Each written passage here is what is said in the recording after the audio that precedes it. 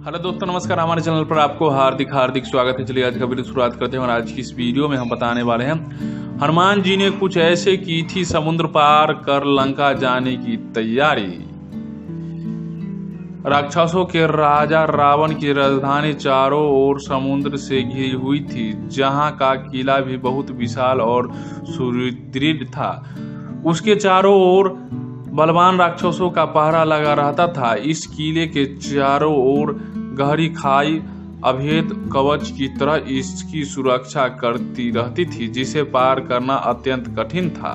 इसी किले के भीतर एक बगीचा था जिसे अशोक वाटिका कहते थे। रावण ने माता सीता का हरण करके उन्हें इसी वाटिका में बंदी बना करके उनके आसपास चारों ओर भयानक राक्षसियों को पहरे पर बिठा रखा था। ऐसी स्थिति में किसी का भी सीता जी के पास पहुंच पाना एकदम असंभव जैसा था। सबसे बड़ी समस्या समुद्र को पार करने की थी। इसकी चौड़ाई 100 योजना यानी कि 8 मील थी। बिना इसे पार किए किसी के लिए भी लंका पहुंचना असंभव था। सब लोग इस समस्या को लेकर बहुत ही चिंतित थे। अंगद ने सभी मुख्य सेनापतियों से समुद्र पार करने के विषय में अपनी अपनी शक्ति और बल का परिचय देने को कहा। अंगद की बातें सुनकर बानरवीर गज ने कहा, मैं 10 योजना की छलांग लगा सकता हूँ। गवाक्ष ने 20 योजना तक जाने की बात कही।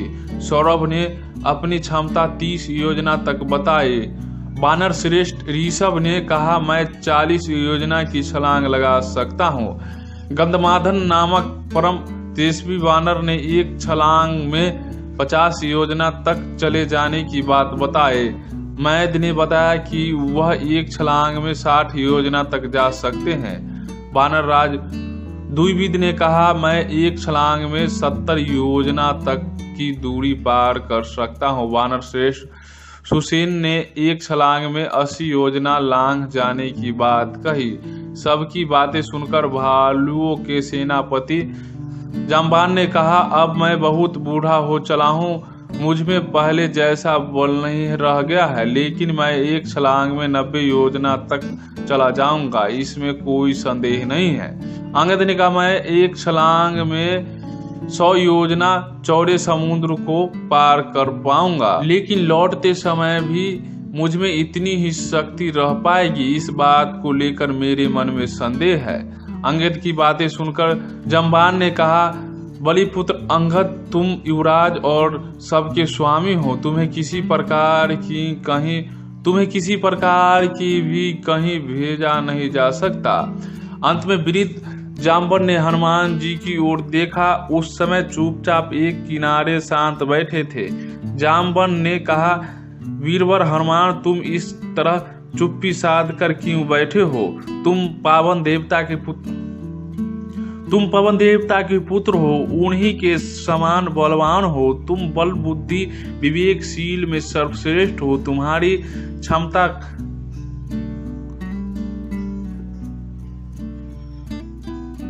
करने वाला तीनों लोकों में कोई दूसरा नहीं है। बचपन में ही तुमने ऐसे ऐसे अद्भुत कार्य किए हैं जो दूसरों के लिए असंभव है। लंका जाकर भगवान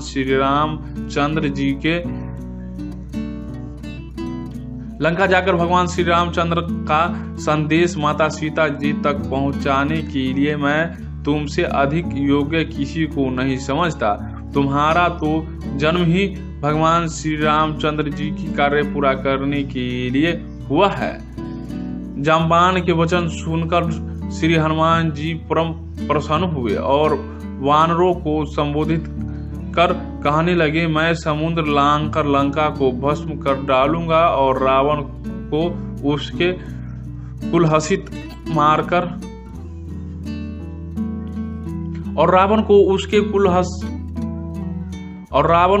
कुल सहित मारकर जानकी जी को ले आऊंगा।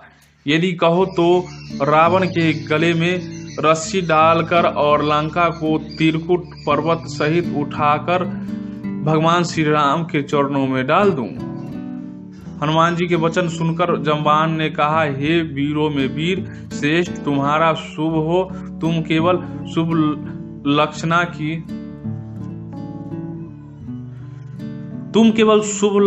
की जानकी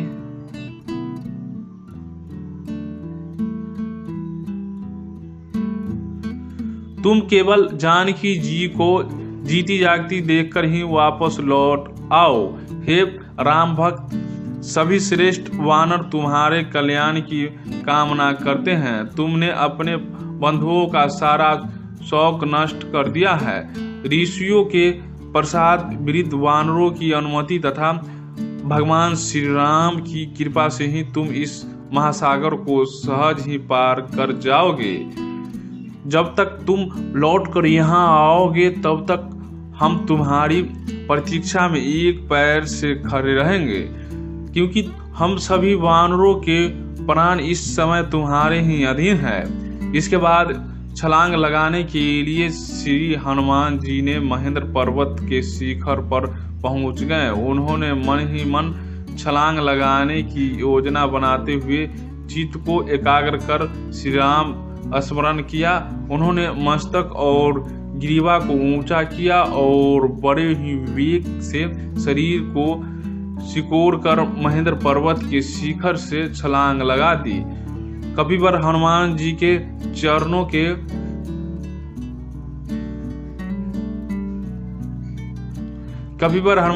चरणों से दबकर वह पर्वत कांप उठा और 2 घड़ी तक लगातार डगमगाता रहा। आकाश मार्ग से हनुमान जी ने कहा, मैं वानरों की यदि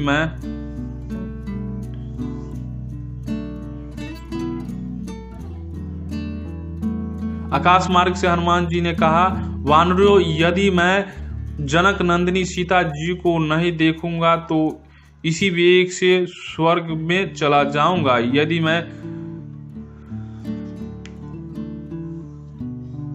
यदि मुझे स्वर्ग में भी माँ सीता के दर्शन नहीं हुए तो राक्षस राज रावण को ही बांध लाऊंगा।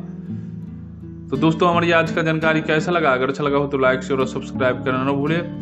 पूरा वीडियो देखने के लिए धन्यवाद।